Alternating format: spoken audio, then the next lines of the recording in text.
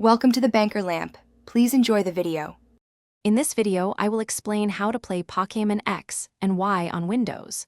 First, understand that emulators let you enjoy console games on your personal computer.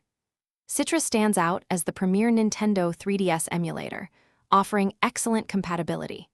Before diving in, make sure your computer has at least 4 GB of RAM and a decent processor for smooth performance. This foundational step ensures a great gaming experience from the start. Next, let's get Citra installed. Head over to the official Citra website to download the emulator.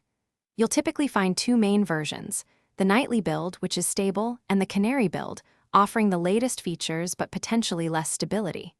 For most users, the nightly build is recommended. Once downloaded, run the installer, follow the on-screen prompts, and complete the initial setup to prepare for your Pokémon adventure. Now for the games themselves. It's crucial to use your own legally obtained game files, often referred to as ROMs.